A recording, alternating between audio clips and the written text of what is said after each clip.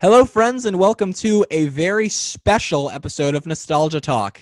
And the reason that I say very special, it's for two reasons. Number one, this is the 40th show. The big 40, 40 shows of nostalgia for me, for you, for our guests. And also, this is the 1-year anniversary show. It's been a year since I've been doing Nostalgia Talk. I know I already addressed this in another video, but a big thank you to you guys, the listeners, and for our guests for coming on. And actually, on that note, shout out to a past guest. I always do these birthday shout outs to past guests. So happy belated birthday to Jim Benton, the very funny author and cartoonist behind Dear Dumb Diary, Franny K. Stein, and It's Happy Bunny. So, Jim, happy birthday. Thanks for making me laugh on Nostalgia Talk. And Jim, last week I saw two bunnies, and this week I saw the same two. Must be cold out there. Okay, never mind. Okay. And I know for a fact that, Jim, you definitely made my friends and I very happy reading Dear Dumb Diary in elementary school, and they were so blown away that I got to talk to you. So thank you very much for coming on the show. And yeah, that's good. Okay. And now send money. PR is important. It's expensive. Send money. Okay, we're good. Okay. Just for the record, this podcast was recorded in front of a live audience. No, it wasn't. It's us. We're alive. Come on. Yes. We're still alive. Let me see. Yeah, I'm alive. Okay, it's good. Today on Nostalgia Talk, I have with me for the 1-year anniversary show and the 40th show, somebody who basically screams nostalgia. Ladies and gentlemen, Brian Cummings. Nostalgia! Literally. Okay, give me the cue. Okay. Yeah. Okay, I was gonna show. Okay. I'm timing this show with my Ministry of Funny Walks. Okay, that's good. Okay. Like Faulty Towers. Yeah. Exactly. Yeah. Nobody remembers Faulty. See, talk about nostalgia. John Cleese when he had hair. Okay. Yeah, I've seen John Cleese too. Yeah, John. He's a very funny man. I like him a lot, because he's always got funny stuff to say and everything. He's out of control. It's the part I like most about him is when he's like, yeah, stuff like that, So yeah. Speaking of very funny people, for any of the listeners who don't know who Brian is a voice artist in radio and in animation. I, of course, know him best for animation. He was Papa Bear on the Berenstain Bears. Okay. Dimmy on Snork. He was in DuckTales and original. Yeah. Yes. I was Doofus, and then my alter ego Super Doo, fat and furry with a cape. Wow. Okay. Yeah, there you go. Yeah. And if you're my age, and some of my work buddies and I were talking about this the other day, you'd recognize him best as one of the announcers for various Disney home videos and McDonald's commercials. Yeah. The most, probably it's funny, the most famous thing I do, we don't even talk about it anymore, but it was on 9 million, back when everybody was buying DVDs, I was the guy who said, and now our feature presentation. Like that. Yeah, okay. I have a feeling that a lot of my friends who are listening are like, oh my God, that guy. Oh, that said it once. Yeah, paid me once, but it went on for, it's one of those. It's kind of I told a lot of my coworkers at the rental facility that I work at that I was going to be interviewing you. They're like, who's Brian Cummings? So as soon as I said that, they were like, oh, that guy. That guy. Well, and I have like some contemporary stuff by strange coincidence. I moved away from Los Angeles like 10 years ago. I have many children, many children. Obviously, I had lousy cable service, which means you had whatever we're going to do. But anyway, so I was here about 5 years ago. So 5 years ago, I was asked to audition, not for my LA agent, but for the guys here for a promo to introduce a video game. And the video gaming market is really weird for most of us who are established in voiceover, because the period of time that most of the stars of video game voiceover became stars was a period when the unions were saying, you do any of those video games, you're going to charge you $30 million and take your card away for the next 20 years. Not quite. I'm exaggerating a little bit. But so a lot of guys who could do non-union stuff because they were not yet in the union got a lot of exposure at that time. So it was kind of strange. I did this really wonderful promo because because they created an amazing promo for the introduction of a game called Sekiro Shadows Die Twice. And these are among the Dark Souls games, which are considered almost unbeatable. I have gamer kids because I never had time. I was too busy working, doing voiceover. So I did this promo, and I thought I can get in touch with my inner Liam Neeson here. You know, I can find something that's really deep and stuff. And apparently in that promo, there was a point where I took a very soft mystic kind of character, and I just put a little dark twist on one of the phrases because it seemed they make basically a prosthetic arm out of human bones, and it's like it's very violent, but fun violent, you know. Mm-hmm. And so I when I get to the, you know, use this, it will change your life, you will learn to appreciate its worth, and I got into the spooky stuff, and I think, to me, that's what I think probably got me the gig for the game. So I had to go good to my timing LA. because we recently just had Halloween. Yeah. Oh, see. Okay. Yes. Of course. Indeed. Yes. Well, actually, our procrastinator's Easter was also. But anyway, so I got the game, and it turns out that the sculptor guy in Sekiro was like the most pivotal. He pretty much was the guy on which all of the play turned, because Sekiro keeps him back to him, and he does stuff. I don't know too much of the details, again, because I don't play it. They don't want me to tell too much of the details anyway, so everybody else will play. But it got Game of the Year and Action Adventure Game of the Year, and beat out some rather sophisticated titles. And so that was kind of cool, in that I had left Los Angeles, and there was a period where it kind of like dipped, where I had some slower stuff starting to pick up more now. Ooh, we like that. Yeah, but so Sekiro was a big deal. Cool. So let's get right into it with my first question for you, which is, what inspired you to want to get into voiceover?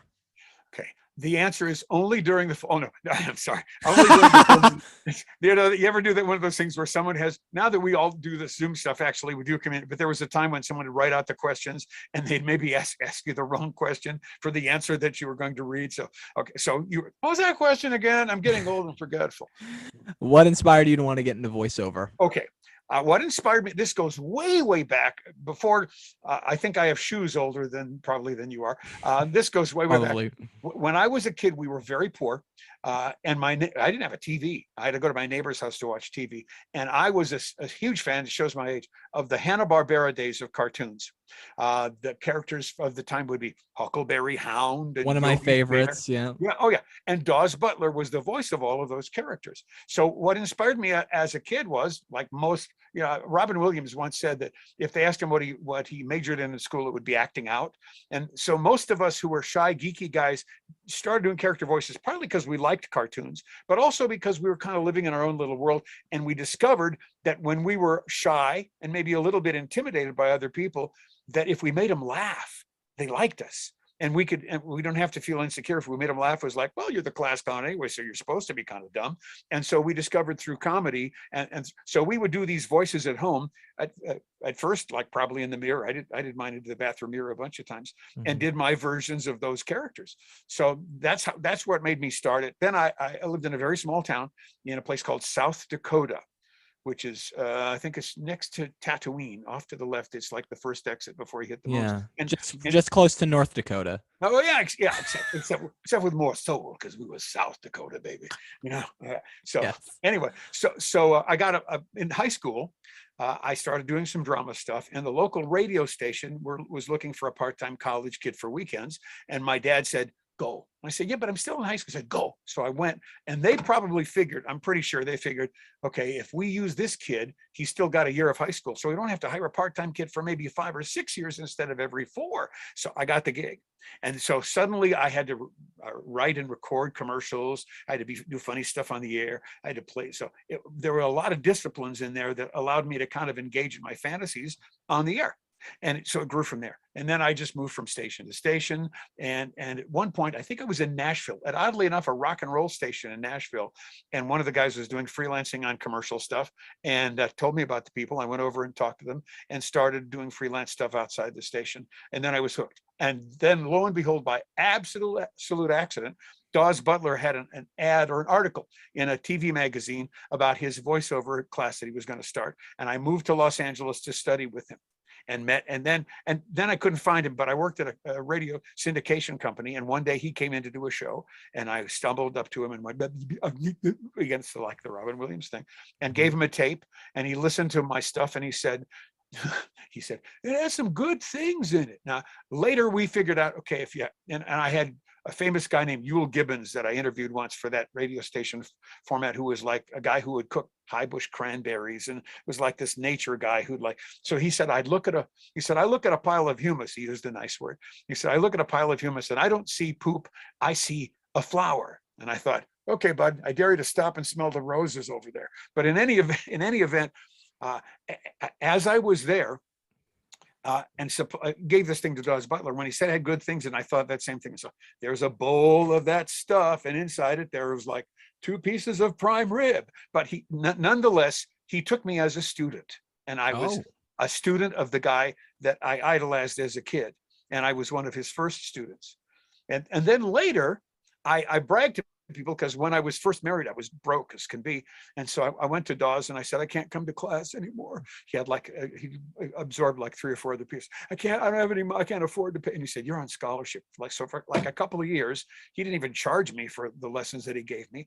Wow. So, which is cool to me, because about 3 years ago, I went back to LA and we saluted Dawes on the 30th anniversary of his passing with all the people who were his students. And there was, so Nancy Cartwright was there, Bart Simpson, Bill Farmer was there, Goofy, a bunch of wonderful. Oh, I know Bill very well. Yeah. So I don't mean to slight everybody, because I could start listing tons of people, but some of the best voiceover people that ever were and still are. Yeah, I think Bob Bergen, who is a friend of this podcast, was a student of Dawes. Yes, and actually before that, when he was still in high school, for a brief time, he was a student of mine at one of my workshops. Oh, really? Well, hi, Bob, if you're listening. Yeah, and like I have no credit for his brilliance. It was all the same, but he did come to class a few times before he moved on to better. But in any event, one by one, many of these people got up and said, I moved, Nancy comes to mind. She said, I moved from I think Pennsylvania. And she said, I was broke and I met Dawes Butler, and she said, I couldn't afford to pay him. And she said, you're on scholarship. And one by one, all these wonderful, famous voices, we all were on scholarship, because Dawes was not only brilliant,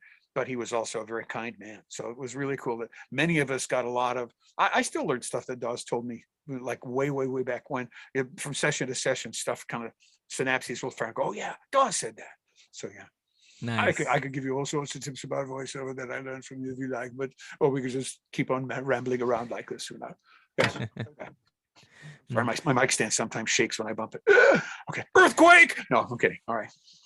Sorry. So what was... I know I get crazy sometimes. It's the end of the day. It's been a crazy week. Okay. All anyway. right. Okay. You're funny. I like that. Okay. Yeah, it just didn't work on the honeymoon, but never mind. Let's go on. Okay. So do you remember the first ever animation role that you ever did? Yeah. And again, I will give kudos. BJ Ward was brilliant in a Hanna-Barbera show that probably is not remembered, called Jana of the Jungle. And as I did that show, Michael Bell was in the show. And one of the things I love about animation people is there's some people in entertainment that are maybe kind of very closed off and are mostly into dealing with their own. I told a joke to John Lovitz last week at a fan con in Denver, and he looked at me like, who do you think you are, telling me a joke? but I did it anyway. But voiceover people are very supportive of each other. And so Michael Bell, after we finished the show, he calls me over and said, yeah, you said you did good work. I like the work we said, but understand, you need to make sure that you realize when you're reading through the script, look at the perspective. There was a point where you were across the lake, and you need to make sure that you project. So you need to make sure that you not only have your character down and not only do the lines well, but you also have to make serious attempt to see what's going on physically, so that it affects how your delivery is. I'm like, oh, yeah. So that stuff happens all the time. People will help each other out to learn how to do this better. We all are kind of very supportive of each other. It's one of the things I love about VO compared to other parts of the show. Not that people aren't supportive, but I think voice people are more so. That's just my feeling. Okay. Yeah, I recently just did my first ever voice acting role ever, not too long ago this summer. I was talking to Phil Proctor about this when I had him on the podcast. Yo, okay. You can sit here in the waiting room, or you can wait here in the sitting room. Yeah, okay. Yeah, Phil's brilliant. Awesome. Yeah, I recently finished film school, and I was working as a production assistant on a series filmed here. It was my buddy's animation studio. My buddy Ron Doucette, who was also a past guest on this show, invited me to come and join. And they and if anyone is interested in seeing the show, because I remember talking about it with Phil Proctor, but I couldn't say too much. If anyone's interested, the show is now on YouTube. It's called Clue Kids, and it's under the YouTube channel Cartoon Conrad. You can check it out. I am doing a voice in one of the episodes, and in it, it was a ghost character. They had this like plastic ghost in an outdoor setting, and they were going to animate a face on it. And our director, whose name is Jock Hiltz, he said to the production assistants, "Can someone just read the lines so that way the kids can respond, and then we can just have whoever is going to do the actual voice put it in?" And I said, "I'll do it." So I read the script and I looked at the producers and I was like, "I actually want to do this character. Can I actually do this character?" And they said, so they talked about it and they were like, "Okay, sure." So to make sure that the kids could respond, they recorded my voice live, and then they just kind of put it in. And so the ghost originally, the voice I came up with was a lot like this, like a ghost. And Jock has a mic over me and he says, "Okay, James, just say something into the mic." I'm a Judge Judy watcher. Okay. Wow. Okay. So I went into the mic. And I said, "Is not an answer." They said, perfect. Yeah. Or as we say at work, perfect, beautiful. There you go. So I did that into the mic, and they were like, "Oh, do that." And I'm like, no, I'm not voicing Judge Judy for this character. They're like, "Come on, you gotta." And I ended up sounding like Judge Judy for the voice. I love it. There's a thing you can play with the character, or sometimes playing against the character is like, what is so? Yeah. So actually, I can do some stick with you right now. If you want to do a quick voiceover lesson. Anybody who's watching, I can teach anybody. Speaking of a little bit of Jewish, I can teach anybody to do a character voice in 30 seconds or less. Right now, right here on this show, I will teach you how to do a character voice immediately. Okay. All right. Well, here we go. Okay, be one thing though. This requires some engineering. You don't do it too hard, because if you hurt yourself, I don't want to call my lawyer. Okay. So here's the deal. There was a comedian long ago on the old Steve Allen show, and he had one running gag. So this is engineering of a voice. So you take your tongue, you stick it between your teeth on one side. So it's over here. It makes you have to talk slowly to be understood. And that sounds funny already. And I add a little bit of New York to it. And he looked at the camera and his bit was, "Why not?" That was the whole thing. That's it. Okay, now. Hey, they don't keep me here because I'm gorgeous and 5'10", although I am. Okay, all right, good. I wasn't gorgeous at 4:30 or even 9 o'clock myself, actually. But there you go.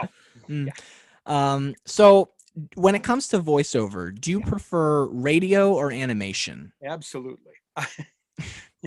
The thing that I love about voiceover, many things about it, but another thing that's great about voiceover is it requires that you do not have to look the part. Okay, you can listen to all the old Arch Obler stuff. Listen to great radio shows. You don't have to look like the character you play. You also don't have to memorize your lines. So any voiceover is a wonderful thing. But radio is a great discipline. Classic radio shows are fabulous. Cartoons are also really neat, and everything is a different experience. Another G.I. Joe was directed by Wally Burr, also directed Transformers. Fine film director, ex-military guy. When we did G.I. Joe, the entire cast would sit in the studio for maybe 2 to 4 hours, depending, and go in groups and do a lot of stuff. To do a Hanna-Barbera show, you read through the script, half an hour later, you were gone and down the road. Both of them were intensely satisfying in their own way. At first, the G.I. Joe thing, I wasn't happy with it because I was really busy. But as time went on, the more and more I hung with the cast, I thought, really, in a business that sometimes can be very quick, I spent a lot of time with people. I got to know them. I got to hear stories of other people. I just had more time with the rest of the castmates, and that was hilarious. But with Hanna-Barbera, who can fault sitting around the room with Frank Welker and June Foray and wonderful actors there doing stuff and really off the top of your head. So the energy was really great. So I think everything has its own energy. I don't get as much chance to do. Let's face it, there's not that much radio stuff around anymore to do. But all of those things are different. It's kind of like if you're a rock and roll person, and if you're in Journey and you do a ballad and then you rock it out. It's really great. You want to mix it up. There's nothing better than a little variety in your life. So, Well, with what you were saying about not having to look the part, as you were saying that, I was thinking hopefully Judge Judy doesn't take me to her courtroom for doing an impression of her. I don't know. In a burnous, in a nice flimsy burnous, you could look very nice and stuff. And I think what's his name, Eddie Izzard said if you did that, he would just love to come and hang out for the afternoon with you. Exactly, something off the shoulder. Mm-hmm. Yeah. I know that you and I were talking about this before we started recording, but to the listeners, I actually just saw Eddie Izzard this week, and she was really funny. She was pretty funny. Yeah. Eddie, I'm sorry. Whatever Eddie is, Eddie's hilarious. Yeah. Always. Yeah. And unpredictable. Always. Yeah. Mm-hmm.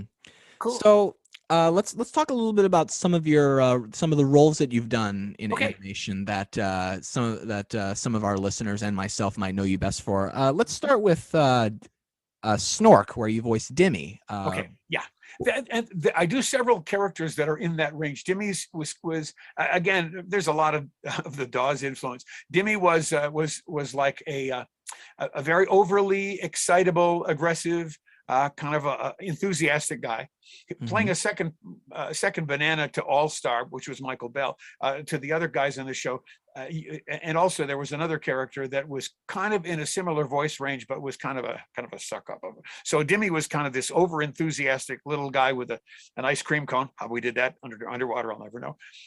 And he was the guy who was always along for the ride. It would be like if you looked at old reruns of Happy Days, he was probably like the Ralph Malph character of Snorks. And Snorks being Hanna-Barbera's follow-up to or not follow-up, but based on similar ideas that were done in Smurfs, except they were underwater. So there were some things that you could kind of find in parallels. So it's a kid's voice, but he's really excited, and he's also madly in love with one of the other characters. So you kind of went from mooning to being like, yeah, let's go. Come on, you guys, let's go. I see a whole bunch of seaweed waving over there. Maybe there's a monster in there, like a shark. That kind of thing. So a little the kid voice, but also a little gravel. So he was kind of like that rough and tumble little kid guy. I wonder if that's where SpongeBob came from, a show that takes place underwater. And his predecessor, Sponge Fred, and then before that there was Sponge Al, and of course, Sponge Eunice, which never mind. Okay, but yeah, so much of this stuff is it's interesting. I look at these things as like somebody finds a great idea, and it's like a chocolate pie that you throw against the wall, and maybe it falls down, you clean it up, or maybe it sticks. And the show that sticks is, hey, everybody, chocolate pie, we could lick it off together, kind of thing. So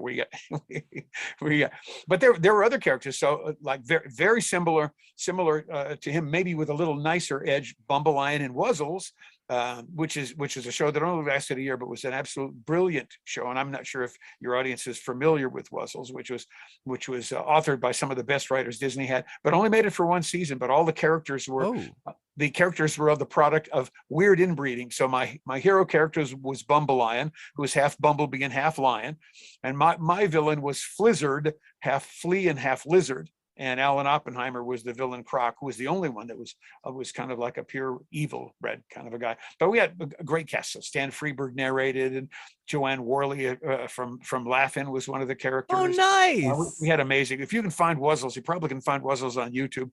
Really terrific shows, and the scripts were marvelous. All of the puns, the ridiculous puns. We went to Hollywood once. Only was Holly was, and one of the producers was Steven Sealbird. It was all hilarious. Jim Megan's a great writer, but there were also other people involved with the project. But Wuzzles. Jim Megan is a great writer. I've met him before. Yeah, pretty cool guy. And I have his autograph.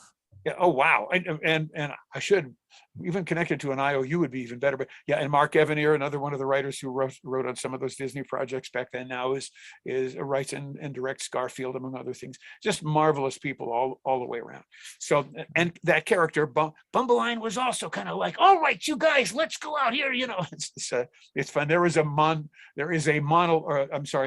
cartoon montage of my stuff, and there's some Bumblelion stuff in there. One of my favorite scenes is the one with a witch, and so these guys are like, and I think the line is something like, okay, I'm gonna go in that cave and I'm gonna take care of that witch and I'm gonna get rid of that monster, and there's only one thing I want you guys to do. What's that? Talk me out of it. cartoon shtick. So Yeah. that was another show. And then you have to go from there to Doofus on the original DuckTales, which is he's kind of the chubby, plump little, much milder, kind of more humble kind of little kid. But it's the same thing. It's a little child and stuff like that. So he's like really open-eyed and stuff. And he's really great because he's the second banana or third or fourth banana. And so everybody else is kind of more special than him. And that's why they did a marvelous thing in the middle when they created his fantasy superhero.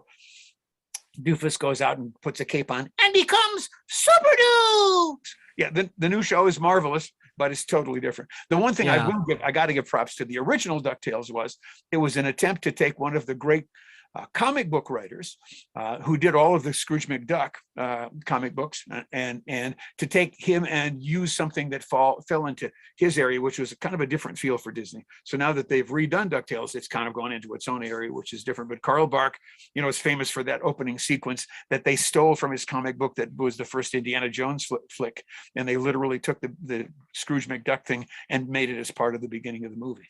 Mm-hmm.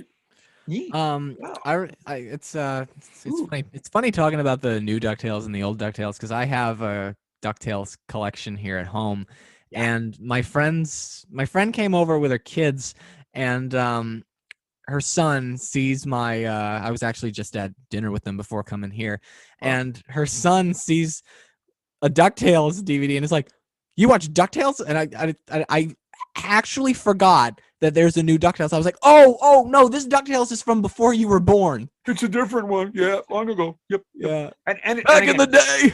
And what's also really funny is a lot of times I've talked to fans at different cons who are huge fans of the new DuckTales and go, yeah, the old ones. And then there are fans who are like, even some younger people who like the old one. It's kind of like that deal. It's like how many James Bonds have there been now? Yeah. So, Roger Moore, but it's all part of the endless beauty of creativity.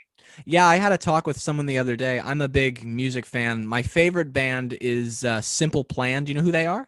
No. Oh, they're a pop punk band from Montreal, Quebec that I love. I've gotten to meet them after one of their concerts. Their drummer, Chuck Cuomo, one of the nicest guys I've ever met, and they just released a new single today. To all you listeners out there, listen to The Antidote by Simple Plan. It's awesome.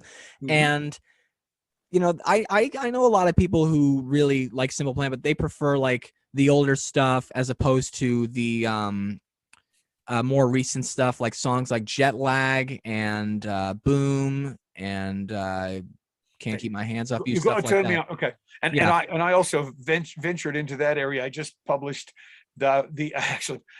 It's a long story. 2017, I went to the LA Stan Lee Con, where The Rock announced that he wants to be president, and Stan's last con had a marvelous time. LA was really, because it's where everybody still is and all work, so everybody showed up. Jim Cummings showed up, and Al Oppenheimer showed up, and just everybody in the world showed up. And we did a special panel where we saluted Russi Taylor, who's now left us, but was all of Huey, Dewey, and Louie, and was Minnie Mouse, and a ton of other characters. And so I had such an excited period. Now my musical taste is probably older than that, so I'm kind of sometimes that's okay. Classic rock and more bluesy kind of stuff. But on the way back from that con, I wrote a blues shuffle about going to a con. As a single, and then I expanded that over the course of the next couple of years. It's now like an 80-minute CD with strange comedy and that song and other songs as well, some about gamers, just some experimental stuff. Then because CDs are kind of falling out of use, because I like the size of the CD package. Oh, wait a minute. Gross promo goes here.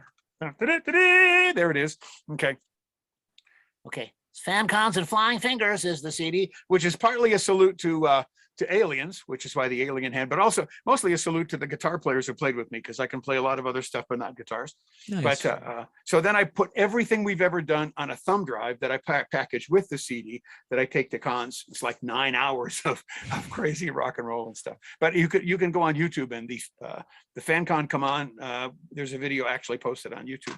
You can actually look at it and decide if you hate to listen to it, when you can look at it, and it could be just like you look at it and don't listen to it, Okay. Yeah. So talking about, go ahead. So you can exchange your stuff. I'll exchange mine. All right. Okay. We'll go back and forth and figure it out. Talking about DuckTales, I was weird question. Did you get to know Alan Young at all?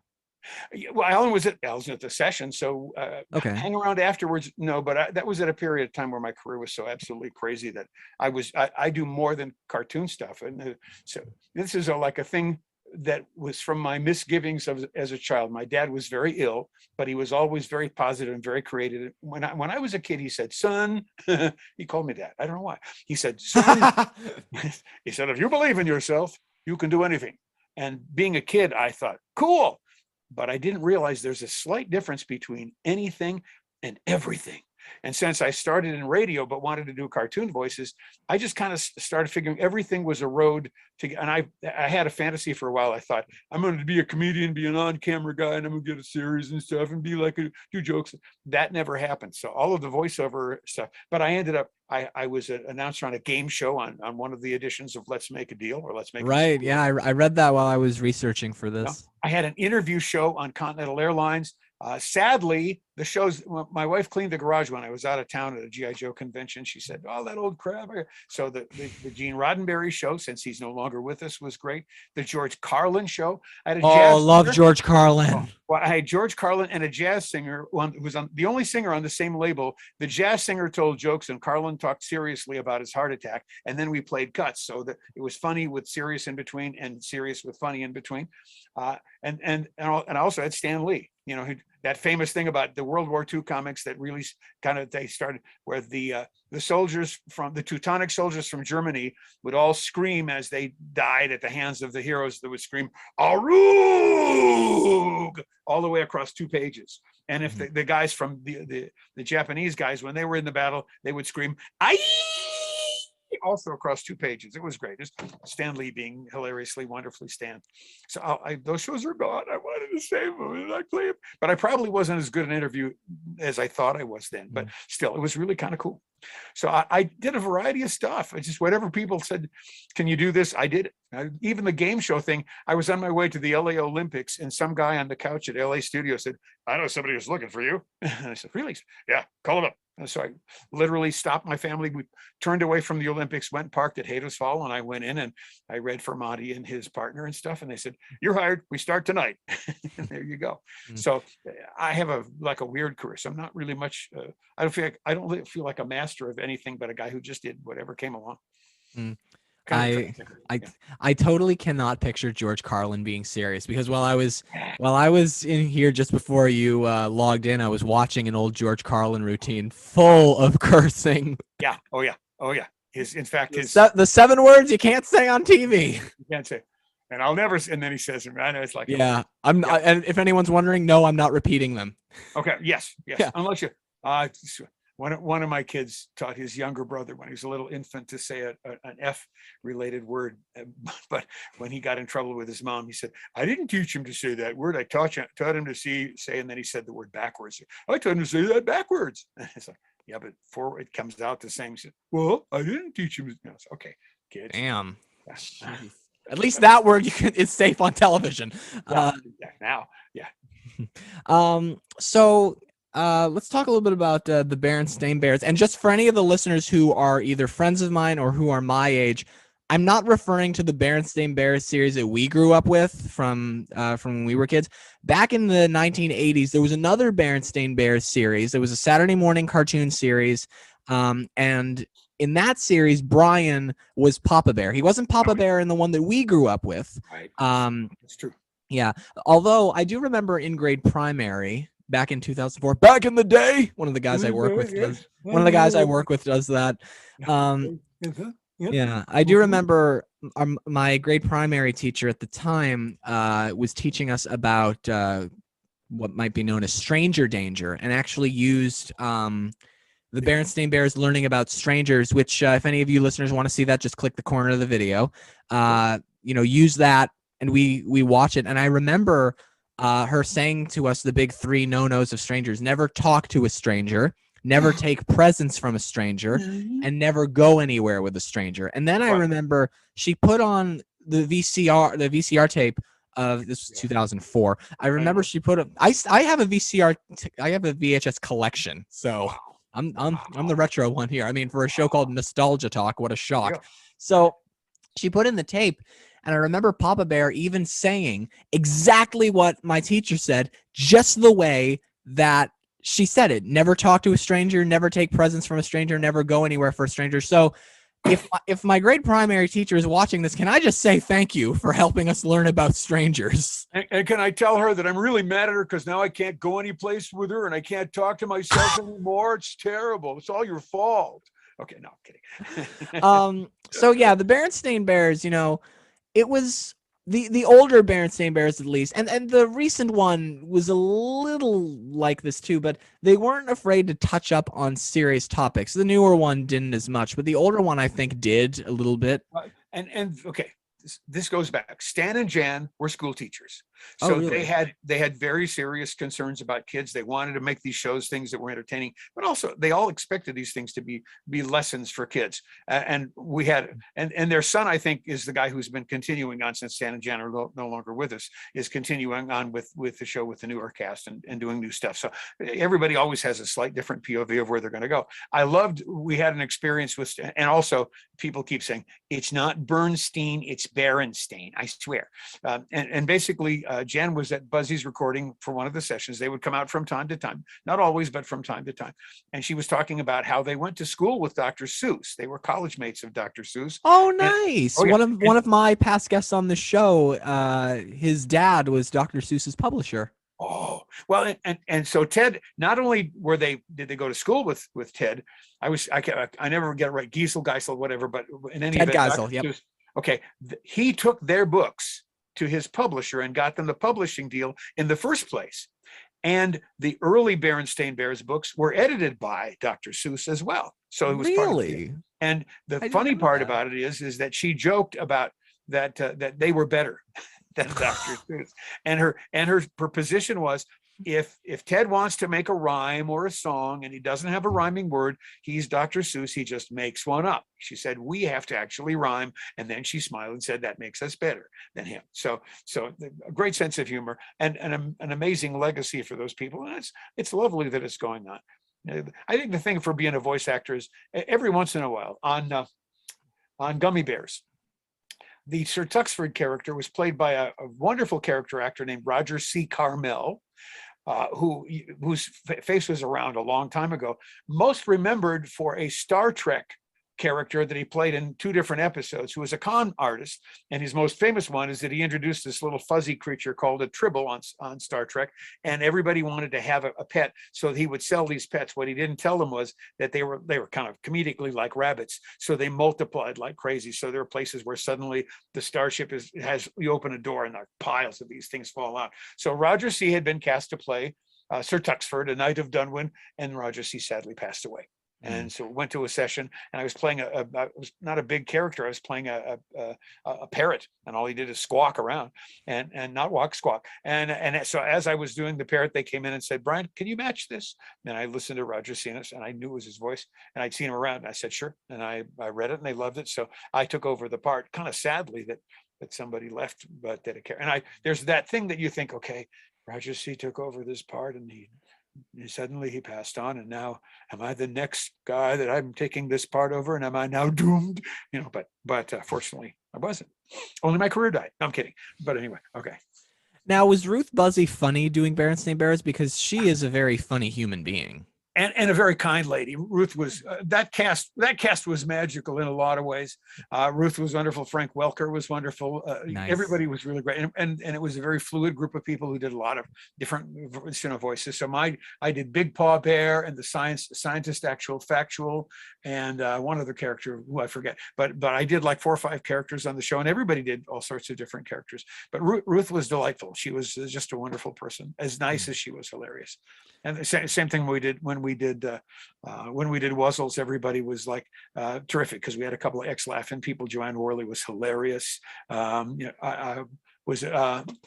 Gibson was also terrific. It was neat. So again, like I say, voiceover people are the best in the world. They're the nicest people. People with big egos who are also kind to everybody else on the show, means that they know if the show is good, if everybody's good, then everybody's happy and we all look good. That's, I think, of all the shows, and they all were wonderful. Gummy Bears was great because that ensemble cast with Corey Burton, again with hi Corey, if you're listening. Yeah. Oh, I love Corey. He's great. we were both students with. I was Dawes Butler's first student, but like within a couple of weeks. Yeah, I think he mentioned that to me. That Corey was yeah, and I did a project with him from his uncle's rug factory early on, because his uncle gave him a corner of the factory to build a studio, and we did a radio show that nobody ever heard. It was the adventures. I remember Nick Danger, who was the Firesign Theater character. So we did Nick Dollar Detective, the flatfoot with the squeaky shoes, and I took my wife's wedding ring box, which squeaked, and every time he walked, we go squeak, squeak, squeak, squeak on the microphone. And Corey was also in it, and we had Alan Spencer, who later went on to write for television, who was brilliant too. So we had good people. So LA is, all of these creative things are like an adventure. So if anybody wants to know what Brian Cummings' advice is there was a studio that named his studio The Doing, British fellow, called it The Doing, and that's the business. That's go out and do the process. Enjoy the fun. The success is, if you do something looking for success, you're going to be frustrated. If you're doing the process, then you'll find your success. Someone will notice you, and you do it for the joy of doing it. If you don't get noticed, you're still happy because you've been doing creative stuff that you can be proud of anyway. And today you can put it on YouTube or wherever. So there's all sorts of venues to keep on taking those chances, and that's it. Live the life and do the creative stuff, and you'll be happy with it. I believe. I totally believe. I do. I swear. Honestly. I'll keep on going till you say something. Okay. Talking about, Berenstain Bears, because as I said, that show wasn't afraid to shy away from subjects. And with Ruth Buzzy being on it, Ruth Buzzy was also on another kids series that wasn't afraid to shy away from very, I don't want to say disturbing, difficult subjects. Okay. Yeah. Sesame Street. She was a regular on Sesame Street. Yes. And if I'm not mistaken, I think you did a couple of voice spots for Sesame Street. Yeah, there were a couple of people that we worked with who had gone to college with the lady that created with Joan Gans Cooney, and I did, among the things I did, I had a producer who had a great sense, because it was edgy. For Sesame Street, I was a little kid who was lost in the mall. That's the one I was thinking of. Yeah, and so that was a really good one. It was like I had to go stand by this, and I couldn't find. I had to go stand by the puppy store. Yeah. So I was just like, oh I was like, I was a little kid melting down. It was hilarious. Yeah. And, but we also have a couple of guys who are LA voice guys who went to college with her, and for like 25 years, he had tons and tons of stuff. And of course, Jim Henson became a star because of Sesame Street and the exposure on Sesame Street. Electric Company was a spinoff, Morgan Freeman. And so many people went through that, and to this day, still probably one of the greatest things ever done. If you can find it on YouTube, is an amazing full-length song with a lot of retro famous people called "Put Down the Ducky." Yes, I interviewed both of the writers for that, Chris Surf and Norman Stiles, and they talk a little bit about that. And also with Joe Raposo's music, brilliant stuff. Some of the best stuff in the world. Awesome. A lot of, I've interviewed many people with a connection to Sesame Street, and a lot, such as Chris and Norman, of course. They wrote "Put Down the Ducky," which is one of the it's again brilliant stuff. Yeah, and a lot of the time I hear stories about Joe Raposo from these people, and that's really nice. Yeah. Oh yeah. Yeah. Well, and go ahead. No, go ahead. I was just going to say, speaking of Sesame Street, for you listeners, first of all, next week is the 52nd anniversary of Sesame Street. And so I'm going to do a nostalgia talk, 50 some of you probably know this already, but one of the original production people from Sesame Street, Ozzy Alfonso, is going to be coming on this show to talk a little bit about Sesame Street, and also to help me celebrate the 52nd anniversary. So I'm very excited about that. And I'm actually going to be I'm actually working on my own kids show for YouTube right now, and I'll talk a little bit more about that at the end of the show. Okay. Brian, you can go ahead and with what you. You can. I lost my place. I think you were talking about Joe Raposo. So, well, again, musically, he just was able to capture. Janice on was one of Aaron Oscar. The original Janice was a student in one of my classes, and sadly, Aaron passed away. Right. Brilliant lady. But we actually, early on in my career, I did a job for Nissan, and they wanted to introduce their model line that year, and they cast a bunch of us, and we did puppets. But because it was an industrial job, so instead of building foam puppets with skin, they basically took styrofoam and covered it with so our puppets would fall apart as but it was close to being a little bit in that area, those shoes, and to realize how brilliant great puppeteers are. And everything we do is the product of creativity from different areas. You do not do it. If you're going to do a show, you got to have an amazing script writer in the first place. You need to have people who not only are great, you need to have an amazing director. You need to have the visuals of your character are really, really important. Everything so every time when we as performers step up, we are part of a team that makes these things special. And when people come to cons and talk to you and say flattering things about your character, you always have to have realization in your mind that I'm a part of the character, but the character is an amalgam of all these different things together. So what makes I had a guy in Lodi, small con, when I was early on with my current agent, and the guy had like 5 or 6 cons, and he said, if you would come here and you go to the gym and work out, and you'd come here bare chested in tights, with a monocle and shave your head like Dr. Mindbender, I'd put you in every one of my shows. And I said, and Mrs. Cummings, when I came home to the door and I started to put my key in the lock, would look out and she'd say, I don't know who you are, but you don't come into this house ever. So sorry, that was where it goes. But the characters live in this part of space where when people relate to your character, that's $1 million and worth of stuff. But you don't get total credit. Everybody involved with the project gets equal credit because that's what makes it great. It's really cool that you knew Erin Osger, by the way, because I've been watching a lot of the old school Muppet Show stuff, and I've been able to recognize her voice. She had such a very lovely. I know that Muppet performing is not just doing a voice, but she had a very lovely voice for characters such as Hilda, and I can't really do Hilda. Hilda, Wanda, Janice at the time, bunch of others. She was great. Yeah, she was brilliant. And she also, her great comedic actor husband as well. There's a lot of great show business in the whole family. But it was nice to have had an opportunity to have Erin with us, and we miss her still.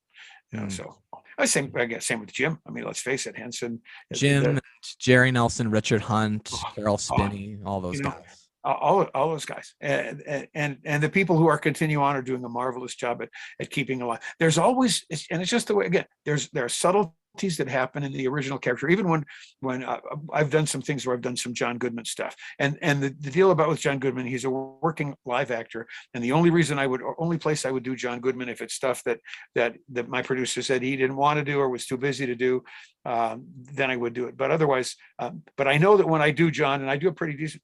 I won't actually do John with you right here because it would be really terrible if I did that. People would say, you can't sound like John Goodman. What are you doing? You're crazy, man.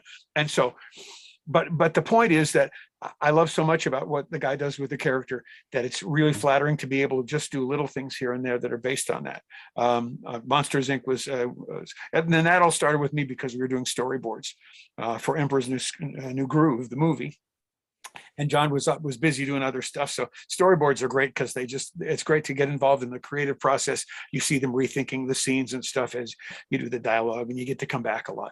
So it's neat. But it's kind of a remarkable thing to be able to do something that relates to somebody else. And again, you get to be feeling like you're part of the team. And I then realized my Papa Q Bear probably unconsciously has some of those elements that John brings, that there are little subtleties in my Papa Bear that are probably not stolen, because I think you unconsciously absorb stuff. The brain does all sorts of weird things it sees things and moves it around, kind of like you with Judge Judy, like that, Yeah.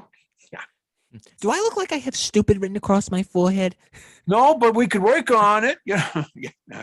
Bird, throw him out. Would you tell him I've had enough, please? I've had enough. You're wrong. And if you don't understand it, I can't help you, sir. You can't. Yeah, I totally get it. It's your time of the month. I understand. Believe me. Okay. And Judge Judy is definitely going to hate me one of these days. Anyhow, so let's talk about something that I, of course, know of you best from, because, it was... Like as I said in the intro, a voice I grew up with, and that a lot of people my age grew up with, and that we all would recognize your voice from, which is, of course, announcing Disney home videos. Yeah. How did that all happen? Because what some of the listeners might not know is that you did it alongside another actor named Mark Elliott, who sadly we just lost not too long ago. Yes, and Mark was an amazing guy, very successful guy. And Mark had been a Los Angeles disc jockey legend forever and stuff. So sometimes it happens in a weird way. I don't know how Mark got hired, but as they're doing these things, Movie trailer business, a commercial, if you're going to do a commercial, okay, they will have the people will write it. They will test the commercial concept. They'll get it. So when they're done, they're ready to put it on the air because they've gone through all that process. The promo business is totally different. They'll bring somebody in whose voice they like, and you'll do a version of the narration, and then it'll go back to the studio, and then studio executives will give I did one promo for something, and the only line I can remember in the promo was, "It's the movie of the year," right? And I'm not sure what movie it is, but I do recognize it. Well, so the guy from the studio said, "Okay, it's important. I'm going to come to the studio." So, all right, I want you to do exactly what you did, but sorry, microphone bumpage. So I want you exactly what you did, but this time, can you say it's the movie of the year? That was his change. Yes. Sorry. Okay. But I'm sure his boss was going, that made all the difference in the world, from the movie to the movie. That's perfect. So it is a thing that things evolve in trailer stuff. So I'm trying to remember where somebody heard me, but essentially I was called to a production company who did a lot of work for Disney. And they basically said, we've been working with Mark Elliott on this stuff, and we want kind of a different feel. And so they just said, will you do a demo? And we got along really well. So I ended up working for them for maybe 5 years, where they were basically trying to get and I demoed for stuff that never hit the air. And I'd go in and I'd do demos, and I get, paid a lesser fee, and I would do that stuff. And there was one point where someone said, asked me to do something, and I said, this sounds like a Mark Elliott read. I can try to do my version of Mark Elliott. He said, no. I want them to hear your voice in your way. If I wanted Mark, I just hire Mark. And so it took a long time before. And then there was a period of about 4 or 5 years where I did almost everything that came out. And then Mark was, so we were back and forth. It's a very subjective business. So people hear, different. We went through a period where there were a couple of guys that had really very, very thick grinding kind of like. Yeah, kind of like Jim Cummings. Yeah. Oh, okay. By the way, happy birthday, Jim, if you're listening. I know that your birthday just passed. Okay, and we just missed Jim's. It's also my agent's birthday today. I just sent my agent card. So happy birthday to your agent. So there you go. Hey, Jeffy, happy birthday to you. I need to be booked this week. Come on, man. Okay, never mind. Okay. Hopefully that'll help. Yeah, of course it will. Sure. So anyway, but so it's a strange business. You just go out. It's kind of like I always tell people, when you're in voiceover, it's like hunting with a shotgun instead of a rifle. You hear something and you shoot something in that general direction, and sometimes it hits, and otherwise you're outside and the field is nice and the sun's good and stuff, and you get to eat anything you shoot later though. So sorry. Oh yeah, my grandfather has that rule. Yeah, so I was going fishing and I couldn't get any carp. I was going for pike. I couldn't get any carp, but these worms are actually kind of tasty. So I figured I caught something, probably an intestinal parasite, but never mind. Yeah. Okay. Sorry. Yeah. It's interesting when you talk about ad-libbing. The great thing about this business is when you do a voice, there are times when the voice literally takes you. And so if you get into character and the character is really fun, sometimes you go, I didn't say that. I did a Christmas thing that is on YouTube, and he's the trash picker, and it's like this old guy who's digging stuff out of a bin, and some street level guy and stuff, and it was totally an ad lib from beginning to end. I did one edit, I moved one thing from one place to another and tightened it up, and then we produced it and stuff. And I swear it's kind of like this guy channeled himself through me. The character is, because you started thinking he's funny, he's not. He's very sensitive and very sweet and a neat, very poor old guy. And so when I'm done, I have misgivings every year that somebody might be offended because it's kind of raw and again in a sweet way. But then I have to say that I lost control of this thing and the character controlled it. And that in itself is one of the more cathartic things. If you do a character where he's or she or it or whatever the character is takes you on a ride, when you're done, you'll find that you go places you didn't expect to go. And that's magical. Pretty cool. Yeah. So you were talking a little bit about Mark Elliott moments ago, and as I said, we just lost him recently. We also recently just lost someone else who is well known in voiceover, Jack Angel. Now, did you get to know Jack very well at all? When I teach, I quote him all the time. Not only was he always ready with a great joke, he's always a hilarious guy to be hanging around. Two of Jack's witticism that I love. One of them is about the uncertainty of the business, and he said he's almost verbatim. He said, the most important thing about this business, it's like sports. It's not important if you win or lose. It's important that you get to come back and play the game again tomorrow. Mm-hmm. And which is really cool, because the deal is that's what sports is. In fact, the wins are better when you've experienced some losses. And voiceover there's a lot. Sometimes you go through long periods, or I'll do sometimes maybe 100 auditions or more before I'll book even one thing. But the fun thing about that is during the process, I'm enjoying the process, and I learn every time I do that. So my process goes on. So I find that kind of really cool. And the other one was for people who are getting into the business. He said the business is like an equilateral triangle. So there's one side of the triangle is the stuff that you pay to do, like workshops. Another side is the stuff you don't get paid to do, like everything from reading to kids in the hospital or to your nephews or whatever. Books for the blind, all those things. And then there's the stuff you get paid for. And when you lengthen one side of an equilateral triangle, it tends to make the other sides move. Maybe not exactly at the same time, but it puts pressure on them. So you're lengthening the sides of the triangle all the time when you increase one side or the other. So that's why it's kind of why we keep going to workshops and studying and stuff. Nice. Yeah. My favorite Jack Angel line came from Toy Story. I'm a Toy Story kid. Okay. And it was in the sequence. It was during that sequence where Andy, you've seen Toy Story, right? Oh yeah. Okay. It was during that sequence. I mean, you probably announced for it. It was during that scene, that moment really, where Andy slowly started to enjoy playing with Buzz a little bit more than Woody, which made Woody kind of a little jealous, I'll say. Sure. And so Andy is out of the room and Woody notices, and he's like, "Hey, who's got my hat?" And the shark comes out with Woody's hat, and it's Jack Angel's voice going, "Look, I'm Woody. Howdy, howdy, howdy." My favorite Jack Angel line ever. Awesome. Jack was always there with a ready story. Always was so much fun. You always ran into Jack at different sessions. It was very sad that when he kind of retired, and everybody gets older and stuff, and the discipline is really sometimes hard. But Jack was, again, one of those guys who mentored more people's careers than I can tell you with the stuff that he gave as far as advices. And between that and the stories, it was always a good time, and you learned as well. Pretty neat. Talking about Disney movies, since you were the announcer for so many of them, I've got to ask, what is your favorite Disney movie? Oh, wow. Oh, I know it's hard, right? Oh yeah, because Disney is so cathartic. So, and they've been in so many places. I don't know if I can give you a favorite, because as soon as I give you one, something will fall out. Yeah. Oh man. I may not be able to do this. I mean, for my own purposes, Beauty and the Beast is my favorite because I got the gig. But yes, you were in that movie. There was and that's a weird story, because I originally got hired to do the Parrot in Aladdin. And really? Oh yeah. Wow. And maybe I'm saying stuff I shouldn't say. This is when Mr. Katzenberg was still and there, and the character was quite different. So the character that we recorded, Squawk, was like rah, rah, rah, in public. So the idea was he was like a spy.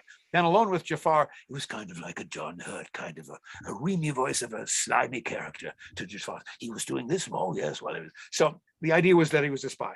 And Jeffrey kind of thought that it was too old-fashioned, that it needed to be a little more updated, and so they went with Gilbert Gottfried. To me, there's this unwritten law in animation: when you have characters that are very strong characters, you make sure that there's a little enough difference in their voice prints that you couldn't get them confused. And I think Robin's Genie and Gilbert Gottfried have such energies that were similar that they kind of almost broke that rule, came very close to it. But that's what they wanted, and that was a very successful movie. I was bummed when I had done the part, and then it was replaced. I felt sad. 6 weeks later, I was in doing the stove for Beauty and the Beast, and it was late in the process. And they said, we don't have a lot of time to mess around with and test different voices. And we have 6 different guys who we really, really like, all our performers that we've used. And so we have these 6 different guys, and we're going to record all 6 of you. And then the one that we like will get the film. And you won't know till we release the film, because it's all so close. So I went to see the film at the holidays, and like, oh boy. So, it's kind of that thing. Voiceover has its ups and downs, and that was a period where 2 different things happened that were opposites, but in the end, it was wonderful. It's all good. Nice. I'm telling you stuff that I could I get sued for that? No, I'm not sure. I'm sure I can. I'm just kidding. Okay. So to wrap it up, what are you working on right now? Any new projects that you can talk about? I think the thing I've spent the most of COVID on is that music project has been crazy. And I have, the other thing about this that you don't know, I can tell you about. There is an internet radio station called Planet Pootwaddle, Mhm. That a friend of mine was a producer from LA. We did a show called The Mad Minute, which was supposed to be for radio syndication with an amazing cast of crazy people. The Mad Minute was not ever aired because the publisher of Mad Magazine at the time was so zany that he would never approve a script. We did all these wonderful things, but he would keep turning down material to the point where the writers of this show, and Michael Sheehy, who created the radio station and did that project, was one of the writers. They started stealing old Mad Magazine material to produce into the guy, and the guy would go, "That's not Mad enough." And they would say, "Guy, it's your own stuff." And he said, "Yeah, well, that was then, and this is now." So that thing failed. So unfortunately, because there were great stuff going on. So now Michael has moved and he's done this radio station. It's been going for a few years, and he's got about half a dozen of us. There's Mona Marshall, Shadow Stevens, a bunch of really great people, and we all do this stuff. I can do this now because I have an arrangement with the union. I can't, because basically most of us do these things for either next to nothing or nothing. I do this thing for free because it's a delight to do. So any audition that I do, I'll take the outtakes, I'll send it to him. Any ad libs that come to the top of my head, I'll take them and send them to him. He'll produce them. So some of the comedy that we did in addition to the music stuff, is this zany, crazy, out there, strange stuff. So like on the FanCon CD, there's a cut. Again, they kind of follow. So there's a song that's a serious song that's one of my best works, where a guy is dating a woman that he meets at the beginning on a dusty road because her UFO landed, and he's dating an alien chick. But it's not a comedy, it's a serious song. But afterwards, we have a guy in the backyard, and a UFO comes down, and he's got this southern accent, and basically the UFO guy is up above, and he goes to get his phone to get a picture, and the UFO and the guy in the window is flipping him off, giving him the finger. So he basically says, "I'm the only guy in history that got flipped off by a UFO." And they before they take off, one of the aliens says he has to go before they leave, so they got to stop and use the restroom. And even I think I even did a bad thing at the end where I forgot, in one of the things at the end I did the guy going dooby doo doo as they leave. There's another one, stopping at a bathroom, where it's something about I forgot how the intro, but basically a guy goes in the bathroom and starts whistling, and he gets halfway through the whistling, and then somebody comes in and grabs their bass. There's flushing in the background. They start going along with the whistling with the bass and a drum kit. And then at the end, then it forwards to a guy who's standing in a bathroom as a stupid guy, and he basically is the sign says the restrooms are for paying customers only, so he's standing there and nobody comes to pay him. So he waits for an hour, and he read the sign, he's waiting, nobody comes to pay him, so then he moves on. And then that ends with the towel. So there's little sticky things all between all of the crazy songs that lead in, and even some animation stuff. I do a song that's an instrumental connected to a video game monologue at the beginning. The story opens and then it ends. It's kind of like John Carter from Mars meets Star Wars. And with music in the beginning and the end and stuff, and sound effects. So there's all sorts of crazy, zany stuff that was inspired a lot by what we did initially for Planet Food Waddle. So it's a free internet radio station. This is a free internet radio station plug. Go to Planet Food Waddle and listen to some of it's kind of a little tacky, like a 12-year-old boy's sense of humor would be too. So it's kind of fun. Well, Brian, thank you very much for coming on the big nostalgia talk. 40th show, 1 year anniversary. Is there anything else you'd like to say? I'd like to say, hi, I'm Brian Cummings, and any of you who've really appreciated this show, either send a Maserati or $30 million and a drive-through hamburger to Don's Diner in Lawton, Oklahoma, and I will pick it up sometime next week, and we'll have a wonderful time. Okay. Oh, well, and to all you listeners, as I said, I'm developing a new YouTube series. This is scripted this time, and with puppets. I'm going to be showing off some of my puppeteering skills. It's going to be called The Chester and Buster Show, and I'm going to be shooting it soon. It's going to be a couple of little segments that hopefully people will learn from. It's a kid's show, so at least make it a little bit educating, at least, entertaining. Make sure people get stuff out of it. Like, I do have some ideas in my head about what I want to teach. Some stuff like it's like kind of a little bit similar to Sesame Street, but not that much like Sesame Street. Because to be a good parent, you have to be a good child. I learned from my father. And now I talk to my children. I speak to them all the time. I say, sit down, shut up. I talk to my children. So you can learn. See, I think that's made me a better parent. Yeah. So you'll officially see the Chester and Buster show come January. And I'm really excited to be sharing it with you. And Brian, again, thank you so much for coming for the 1 year anniversary show, 40th show. It's been great talking to you. Thank you. And as I panhandle, I will think of you fondly. Oh, and also that one part, where the character says no. I'd like to audition for that part in your show, so I can be the guy who says no for you. Okay. I'll get back to you on that if I need it in a script. So to the listeners, I will see you soon. Peace. Out.